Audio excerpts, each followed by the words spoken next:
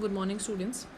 So, last time we talked about various natural fibers like wool and silk, and then we read the entire process that how do we obtain wool. Okay, the wool that is removed as hair from wool yielding animals, the entire process by which uh, processing of fibers is done into wool. Okay, that involves various stages like shearing, scouring, sorting, then cleaning of burrs, dyeing, and finally the rolling of fiber. Now in this class today we will be reading about silk. So silk, as we know, is a natural fiber which is very lustrous, which is very costly, which is very good at strength.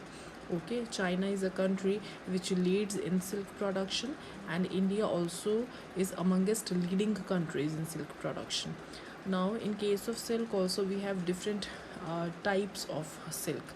That depends on the moth which is producing that silk. Depending on different moth producing the cocoons, we have different varieties of silk. Okay, so in this lecture we will be studying that how do we obtain silk fiber from the cocoon of silk moth, and how that fiber is spun to make the beautiful silk fabric. All of you must be aware that your mothers must be having a lot many saris of silk, and that silk is a very costly material. That is a very costly fabric which requires very good care to keep it up. Okay, it means to keep it to good condition, and to look after that fabric you have to keep it really nicely. Okay, so to start with, silk is obtained from silkworms, and this rearing of silk for obtaining silk is called sericulture. So silk we obtain from silkworm, and rearing means we keep large number of moths which produce scales on which produce a large number of eggs on commercial scale. When this rearing is done, keeping the silk moth and rearing the silkworm, from which we obtain cocoon and then silk thread, that is done on large scale. On commercial scale, this process is called sericulture. Okay, so the history of silk moth. The female silk moth lays eggs which hatch into larvae called caterpillars or silkworm.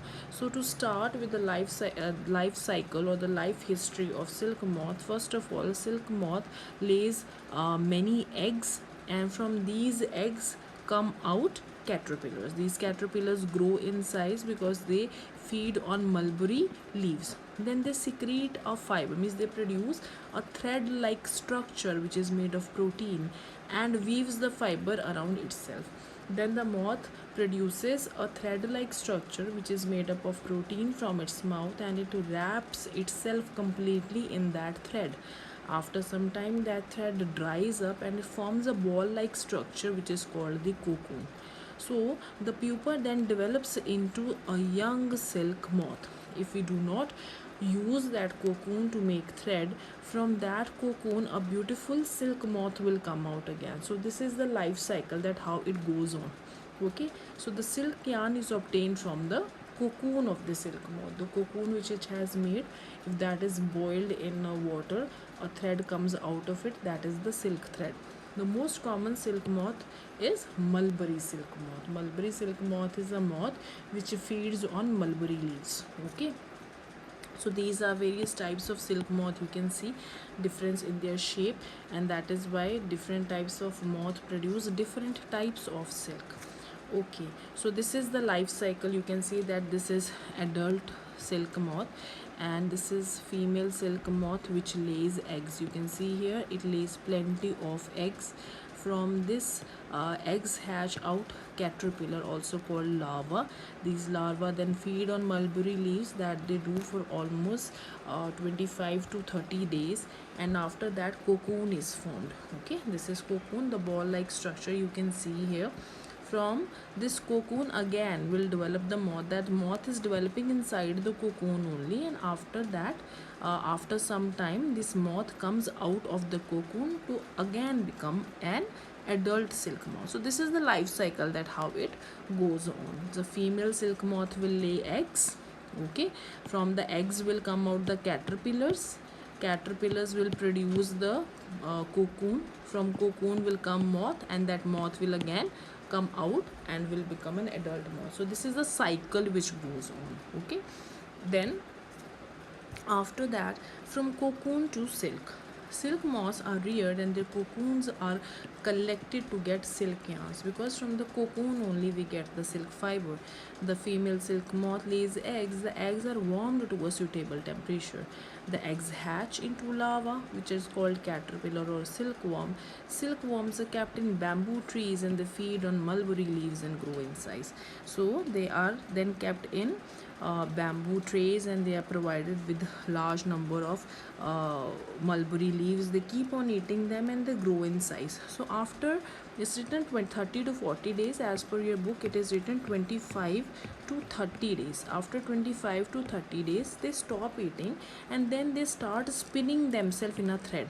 Inside the cocoon, the silkworm develops into silk moth. So this is the spinning and weaving of silk thread which is obtained from cocoon. Cocoons are collected and kept in. How do we obtain silk now? That is from cocoon, right? The cocoons are collected, kept in sunlight or exposed to steam. Silk fibers separate out. The process of taking out the fibers from the cocoon is called reeling. Okay, so from that cocoon a thread loosens out. Why? Because we keep that in boiling water or in steam. So because of that heat, a thread separates from that cocoon. Okay, and that thread, this process of separating the thread from cocoon or separating the fiber from cocoon, that is called reeling.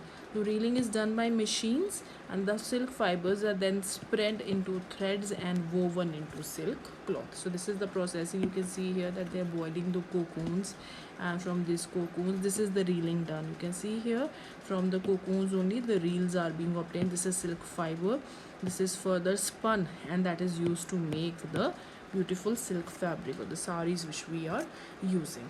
Okay, so this is how we do rearing of silk and how do we obtain silk fiber. First of all, we rear silkworms on the large scale.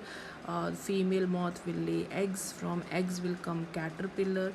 Caterpillar keep on feeding from 25 to 30 days. Then they spun a thread around their body and form a cocoon. So inside that cocoon the moth will keep on growing and the moth will come out of that cocoon after some time as adult moth. But what we are doing, we are using that cocoon and putting that in boiling water, from which we are obtaining a thread. That thread, that is silk thread, is used to make the silk fabric. Okay, so that was all about this chapter. Just go through the entire chapter from your textbook thoroughly and then we will be starting with the exercise. Thank you so much.